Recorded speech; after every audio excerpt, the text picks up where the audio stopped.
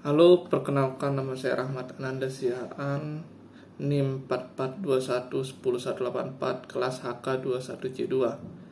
Di video ini saya akan menjawab beberapa pertanyaan tentang hukum administrasi negara.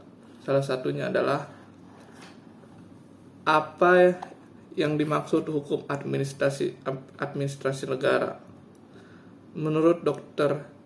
Cahya Anggara MSI yang ditulisnya dalam buku Hukum Administrasi Negara adalah hukum administrasi negara merupakan bagian dari hukum publik, yaitu hukum yang mengatur tindakan pemerintah dan mengatur hubungan pemerintah dan warga negara atau hubungan antar organ pemerintah.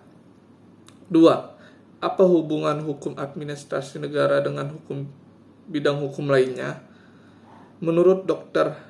Haji Muhammad Rahmat SHMH yang ditulisnya dalam buku Hukum Administrasi Negara tahun 2014 yang berisi hukum publik adalah hukum yang mengatur hubungan antara penguasa dengan warganya, yang di dalamnya termasuk hukum pidana, hukum tata negara, hukum tata pemerintah atau hukum administrasi negara.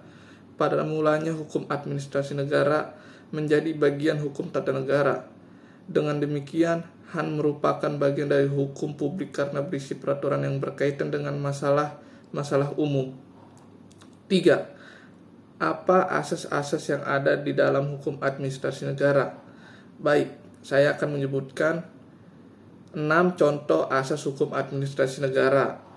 Salah satunya, yang pertama, asas Navis-Vance Rule adalah asas yang menginginkan setiap tindakan dalam administrasi negara itu harus berdasarkan undang-undang dan hukum yang ada. 2. Asas Principle of Equality, asas kesamaan dalam pengambilan putusan, adalah asas yang menginginkan agar ketika ada kasus maupun fakta yang serupa, seluruh alat administrasi negara harus selalu mempunyai putusan yang sama.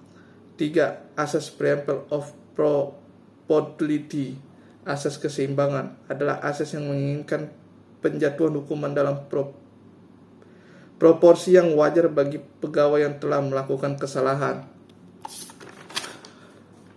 4.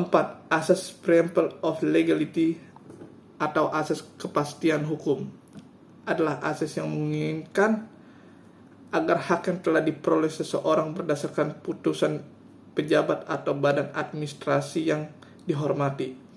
5. Asas Principle of Motivation, asas motivasi untuk segala keputusan, adalah asas di mana pejabat administrasi negara maupun pemerintah harus mempunyai motivasi yang kuat, adil, benar, dan jelas dalam mengambil keputusan. 6. Yang terakhir, asas of non-munix of competence atau asas tidak mencampur aduk kewenangan, adalah asas yang menginginkan agar pejabat administrasi negara dalam mengambil keputusan tidak memakai kewenangan atau kekuasaan. Yang terakhir, pertanyaan nomor 4 adalah cara memperoleh wewenang pemerintahan oleh pejabat administrasi dapat dilakukan melalui, yang pertama, dapat dilalui melalui atribun, 2. Delegasi, 3. Mandat. Sekian video penjelasan dari beberapa pertanyaan tersebut yang bisa saya rangkum di video ini. Terima kasih.